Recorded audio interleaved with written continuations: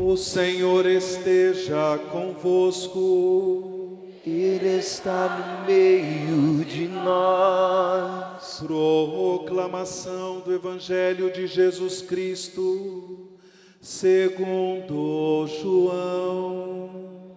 Glória a vós, Senhor.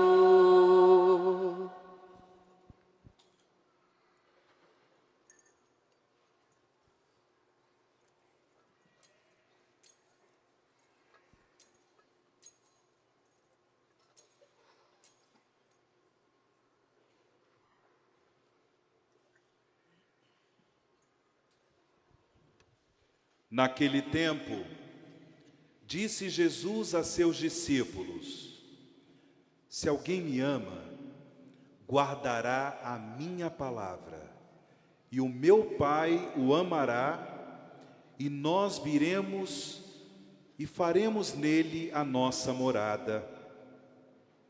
Quem não me ama, não guarda a minha palavra.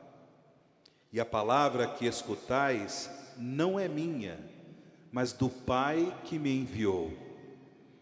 Isso é o que vos disse enquanto estava convosco.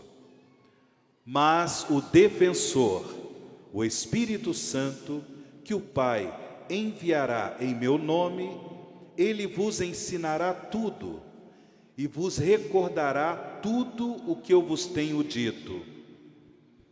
Deixo-vos a paz. A minha paz vos dou, mas não a dou como o mundo. Não se perturbe, nem se intimide o vosso coração. Ouvistes que eu vos disse: vou, mas voltarei a vós. Se me amasseis, ficaríeis alegres, porque vou para o Pai, pois o Pai é maior do que eu. Disse-vos isto agora, antes que aconteça, para que quando acontecer, vós acrediteis. Palavra da salvação. Glória a vós, Senhor.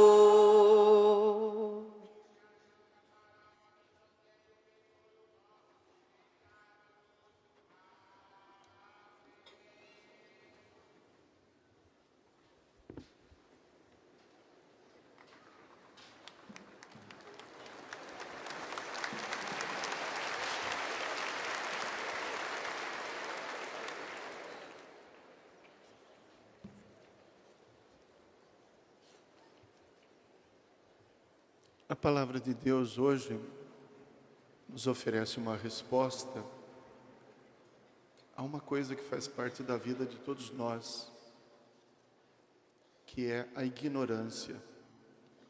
Mas não ignorância no sentido negativo, ignorância como intransigência, como teimosia, mas ignorância simplesmente como desconhecimento. No Evangelho, Jesus está se despedindo dos discípulos num longo discurso, no qual ele está se despedindo, mas eles não sabem disso.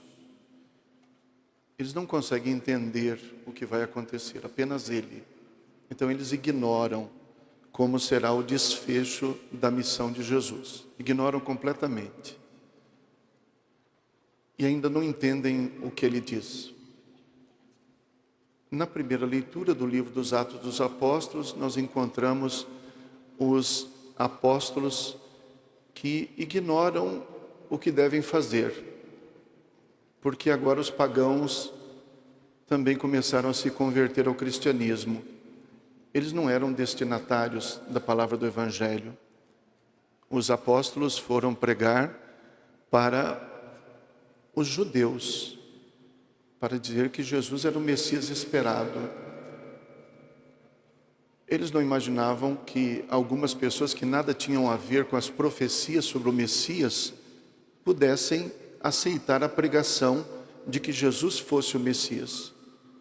Eles nem conheciam as Escrituras que falavam sobre Jesus em quem eles estavam acreditando. Então, no Evangelho, a ignorância se refere aos acontecimentos, aquelas coisas que não dependem de nós, como acontece na nossa vida.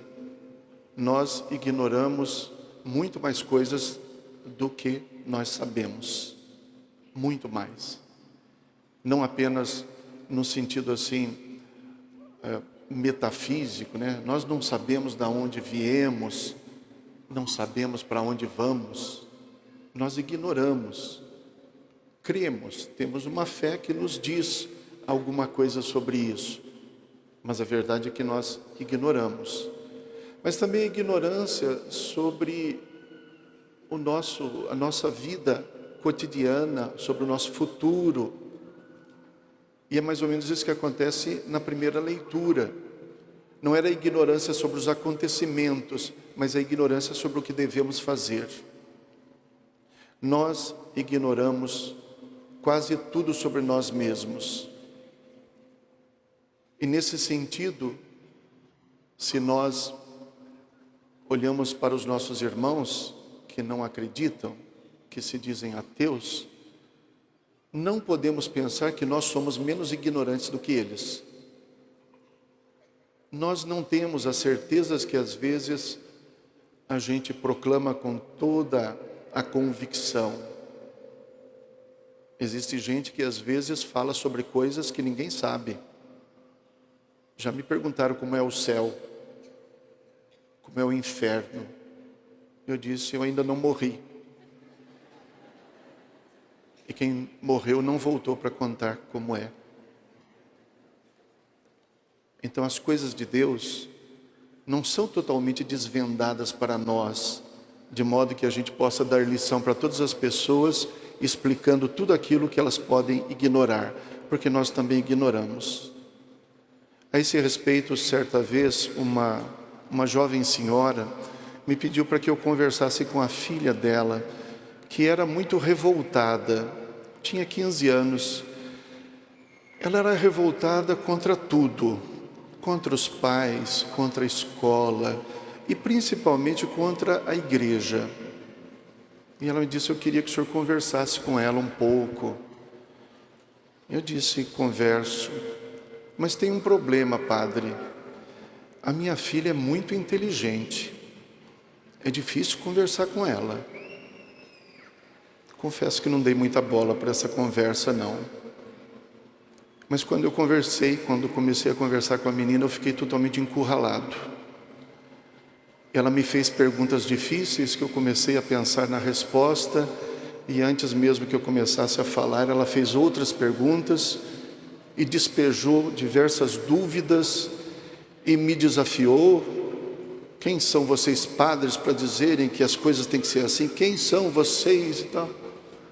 E eu me vi tão impossibilitado, tão incapacitado de dar uma resposta para ela, que eu acabei dizendo meio assim, sem querer, nós padres não sabemos tudo sobre Deus. E aí ela deu um grito, até que enfim alguém falou uma coisa certa. E aí eu fiquei pensando no que ela me falou, e fiquei pensando no quanto a gente erra, quando a gente está mais preocupado em querer dar respostas de coisas que a gente não sabe, do que mais preocupados em testemunhar que nós cremos. Dessa maneira a gente teria facilidade de ouvir uma pessoa que não crê, sem ficar com raiva dela, sem ser agressivo com ela, mas apenas com o desejo de dizer, mas eu creio. E se eu posso ouvir sobre a sua falta de fé, você pode ouvir sobre a minha fé. Nós que cremos não somos menos ignorantes do que os ateus. Mas também é verdade que os ateus não são menos ignorantes do que nós. Eles não sabem nada que nós não sabemos. E se eles não aceitam as respostas que nós damos para a nossa existência, para de onde viemos, quem somos e para onde vamos, eles são incapazes de dar outras respostas. São perguntas que permanecem sem respostas. Somente a fé é capaz de dar essas respostas, e quem rejeita pensar em respostas de fé se contenta em ficar sem respostas. Faz sentido que Jesus tenha dito, melhor, que Pedro tenha dito a Jesus: a quem iremos? Só tu tens palavras de vida eterna. Foi por isso que esse ex-presidente que faleceu há poucos dias, que se dizia ateu, não do Brasil, ele dizia que ele era ateu, mas ultimamente foi publicada uma fala dele que dizia o seguinte: Deus não existe, mas como eu gostaria de estar errado, porque nesse momento, no fim da existência, não existe outra resposta. Foi por isso que aquela poeta brasileira, Raquel de Queiroz, dizia numa entrevista, já falecida há muitos anos, mas dizia: eu não creio nem em Deus, mas eu não me orgulho disso, porque é muito ruim viver sem fé. Quando a filhinha da gente falece, a gente é só choro, só desespero. Eu não finjo ter fé, mas eu não me orgulho disso. Quem sabe um dia Deus vai me dar essa graça de crer. Então, diante dos acontecimentos que não estão na nossa decisão, nós temos que reconhecer a nossa ignorância. E diante dessa nossa ignorância, nós temos que acolher a resposta que Deus nos dá. E qual é a resposta? O defensor que o Pai vos dará, ele vos recordará tudo o que eu disse e vos ensinará todas as coisas. O Espírito Santo é a resposta de Deus para a nossa ignorância sobre os fatos, sobre os acontecimentos, sobre a nossa existência. A ignorância pode ser, como muitos dizem, um sinal não de fraqueza, mas especialmente um sinal de inocência. Foi por isso que São Pedro, quando fez um discurso depois de ter curado o paralítico, no livro dos Atos dos Apóstolos, ele disse para os judeus: vocês mataram o autor da vida, mas vocês agiram por ignorância.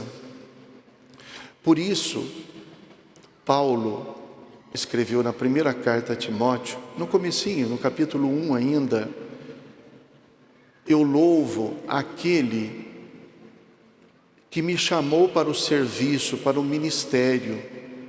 Eu que antes blasfemava, acusava, perseguia, mas encontrei misericórdia diante de Deus porque agia por ignorância. Foi por isso que Jesus, no alto da cruz, conforme nos ensina o Evangelho de São Lucas, disse: Pai, perdoai-os, eles não sabem o que fazem, eles ignoram. Esta ignorância, ela não age necessariamente contra nós, ela é para nós o grande convite para nos abrirmos à ação de Deus pelo Espírito Santo. Cada um de nós vive essa ignorância em momentos muito importantes da nossa vida e em situações existenciais.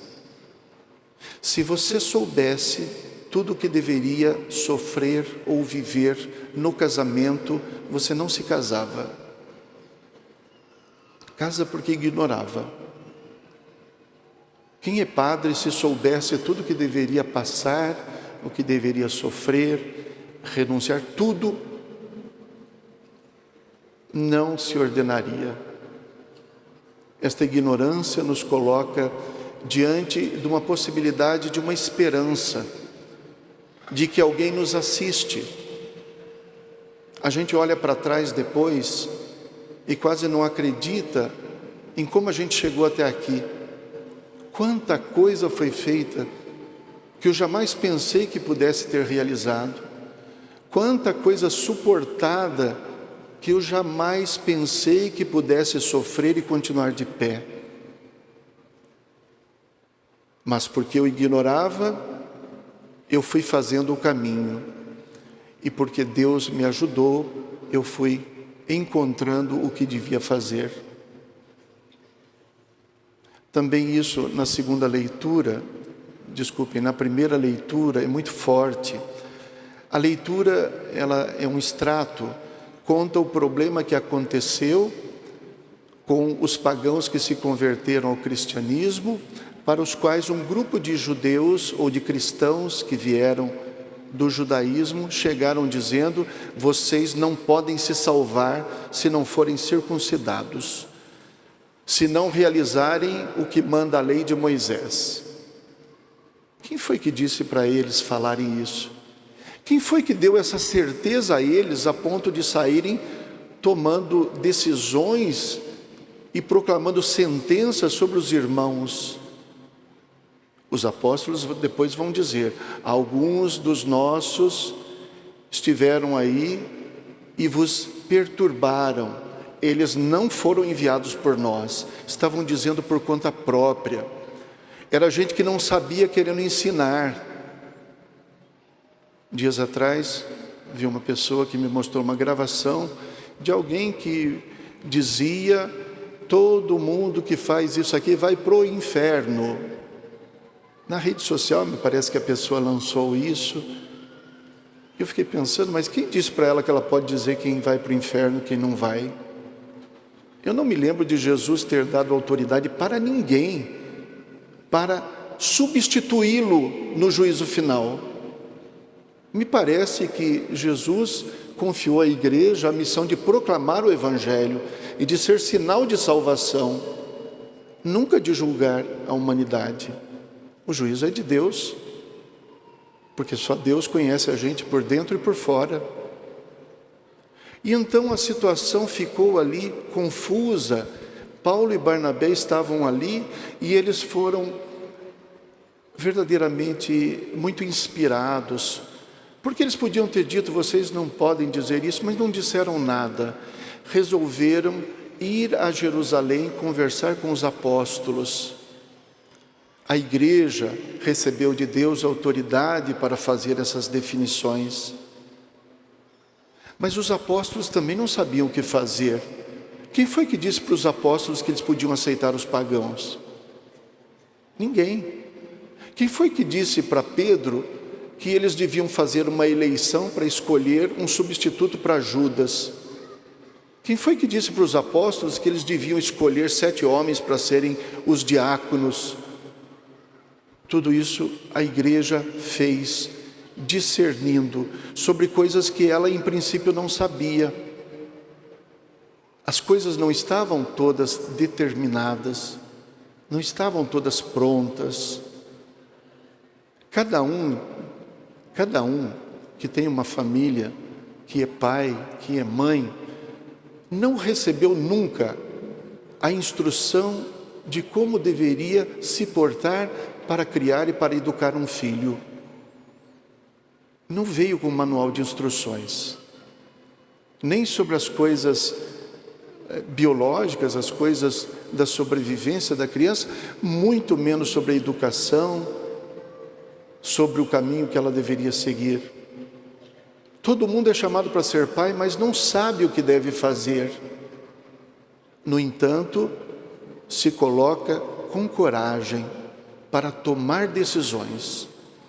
São situações em que a gente não sabe o que fazer, mas não pode não fazer nada. Precisa decidir, mas precisa de sabedoria para decidir. E qual é a resposta para essa ignorância sobre o que devemos fazer? A mesma do Evangelho. Pedro enviou Silas e Judas e Barsabas, e numa carta dizia assim: nós e o Espírito Santo decidimos. Eles decidiram, mas não decidiram com a inspiração ou com a cabeça própria. Eles dobraram os joelhos, eles rezaram, se confiaram a Deus e creram na palavra de Jesus que dizia: o defensor vos recordará tudo e vos ensinará todas as coisas. A gente pode pensar nisso, nesses momentos em que vivemos durante o conclave, quando tanta gente queria saber dos cardeais quem seria o novo Papa. Mal sabiam eles que os cardeais também não sabiam, que não existia isso, porque o conclave é uma celebração na qual não se faz articulações através do nosso raciocínio, mas se reza pedindo a Deus que seja Ele a inspirar aquele que deve ser escolhido. E é por isso que a gente se surpreende tanto. E na verdade a gente só constata que a gente não sabia nada e pensava que sabia. E alguns eram capazes até de apostar. Sempre assim. Se diz sobre o conclave, no conclave quem entra papa sai cardeal. E mais uma vez isso aconteceu, pelo menos no dizer daqueles que especulavam. Nada de extraordinário para quem conhece a igreja. Para quem sabe que se a igreja dependesse da condução humana, da nossa capacidade, ela não existiria há muito tempo. Para quem sabe que Deus confiou em nós, apesar da nossa fragilidade, apesar da nossa ignorância. Mas é exatamente a ignorância, quanto também a dúvida, o espaço pelo qual nós podemos deixar o Espírito Santo agir. Porque quando nós sabemos ou achamos que sabemos, atribuímos tudo a nós, não a Deus. Foi por isso que os santos padres diziam que é preciso rezar, como se tudo dependesse só de Deus, mas agir como se tudo dependesse só de nós. É uma ação divina e humana ao mesmo tempo. Mas Deus escolheu esse tipo de mediação. Então os apóstolos tinham confiança de que o Espírito Santo os assistiria naquilo que deviam fazer. Sobretudo aquilo que era mais difícil. Vocês imaginem, só para falar sobre a Canção Nova, vocês imaginem o começo da missão do Monsenhor Jonas com a sua primeira comunidade. Ele não sabia nada do que devia fazer. Foi tudo aventura. Hoje, que ele já está no céu, os membros da Canção Nova também não sabem o que devem fazer, mas são capazes de descobrir, são capazes de agir na oração, na confiança de que o Espírito Santo, que inspirou o começo de tudo, é capaz de inspirar a continuação. É necessário que haja docilidade, e essa docilidade se expressa em admitir a nossa ignorância, admitir que nós não sabemos. A eleição de Matias, que substituiu Judas nos Atos dos Apóstolos, é muito interessante, porque lá se diz assim, que Pedro diz: é necessário que nós encontremos alguém que, como nós, esteve com Jesus desde o começo, desde o batismo, para que ocupe o lugar daquele que traiu Jesus. E então diz que foram apresentados 2 candidatos. Um se chamava Judas Bársabas, Judas filho de Sabas, que era justo e era estimado por todos. E Matias. De Matias não se diz nada. Humanamente qualquer um de nós diria assim, mas é claro, esse chamado justo, estimado por todos, é ele. Mas eles rezaram e lançaram sorte E a sorte não caiu sobre Judas, caiu sobre Matias, de quem não se fala nada. E eles acreditaram que era Deus que estava escolhendo. Vejam, a confiança deles não estava nos raciocínios, não estava na lógica humana, embora Deus possa se valer também da lógica humana. Assim também deve ser com cada um de nós. Por isso nós precisamos ter a coragem de assumir a nossa ignorância, a coragem de entender que aí está o espaço da fé. Ninguém precisa crer naquilo que sabe. Naquilo que não sabemos, nós cremos, a partir da palavra que nos foi transmitida. É claro que esta palavra não é uma palavra aleatória, é uma palavra de fé. A carta aos Hebreus, no capítulo 11, nos diz, versículo 1, a fé é o fundamento das coisas que esperamos e a certeza das coisas que não vemos. Ela tem um fundamento. A esperança que temos tem um fundamento. O fundamento é a nossa fé. E a nossa fé é baseada no testemunho da igreja. Foi a igreja que nos anunciou que Jesus ressuscitou. Os discípulos, depois da morte de Jesus, não faziam ideia do que deveria acontecer. Alguém descobriu que o túmulo estava vazio. Chamaram os discípulos, João e Pedro. Eles foram até lá e constataram que o túmulo estava vazio. Mas não saíram dizendo que Jesus tinha ressuscitado porque o túmulo estava vazio. Todas as vezes que Jesus ressuscitado apareceu, ele não foi reconhecido. Eles tiveram dificuldade para crer. Eles duvidaram. Tomé, por exemplo, duvidou. Isso significa o quê? Significa que eles precisaram ser convencidos. Mas quando eles foram convencidos, essa convicção se transformou em testemunho. Um testemunho tão forte que eles foram capazes de morrer por aquilo que testemunhavam. E graças a isso, a igreja existe há mais de 2000 anos. Sem esse testemunho dos apóstolos, ninguém nem teria ouvido falar no nome de Jesus. Paulo,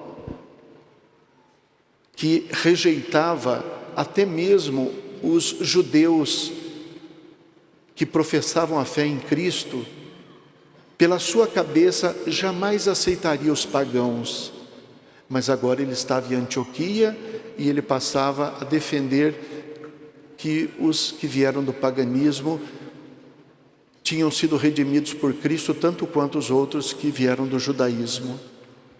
Como Paulo fez essa grande mudança, como ele fez esse caminho, a tal ponto que ele, que era tão cioso da lei, da sua reputação, depois ele diz: tudo que era vantagem para mim, agora eu considero lixo diante do conhecimento de Cristo. O meu viver é Cristo. Vivo, mas já não sou eu que vivo, é Cristo que vive em mim.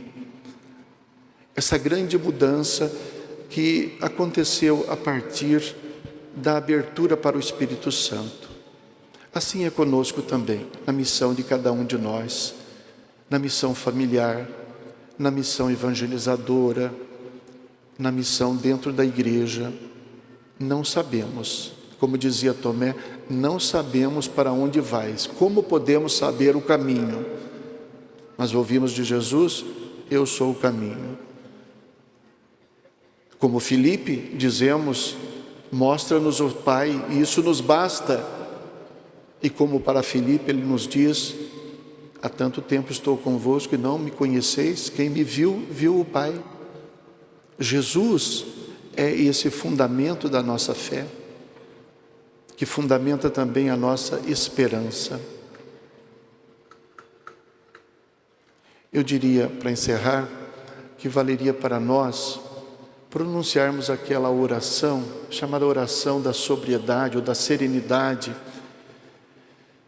que é sempre pronunciada nos ambientes, nos grupos de autoajuda, dos alcoólicos anônimos, narcóticos anônimos, que diz assim: Senhor, Dá-me a coragem de mudar as coisas que eu posso mudar, e a serenidade para aceitar aquelas que eu não posso mudar, e a sabedoria para saber a diferença entre elas. Nós também estamos hoje como pessoas que não sabem evangelizar, mas que aceitam o envio que Jesus nos faz e que confiamos que o Espírito Santo também vai nos conduzir, também vai nos recordar as palavras de Jesus, também vai nos ensinar aquilo que nós precisamos ainda aprender. É curioso como nas nossas experiências familiares existem filhos que nunca obedeceram aos seus pais, mas depois que o pai morre, eles passam a recordar os ensinamentos dos seus pais e passam a obedecer mais do que quando os pais estavam vivos. E são capazes não só de recordar o que os pais diziam e ensinavam, mas são capazes de saber o que o pai diria se estivesse aqui hoje. Alguns filhos são verdadeiramente obedientes aos seus pais depois que os pais estão junto de Deus, intercedendo por eles e fazendo com que eles sejam capazes de recordar os ensinamentos que foram dados em vida. Talvez essa analogia sirva também para pensarmos nas coisas de Jesus.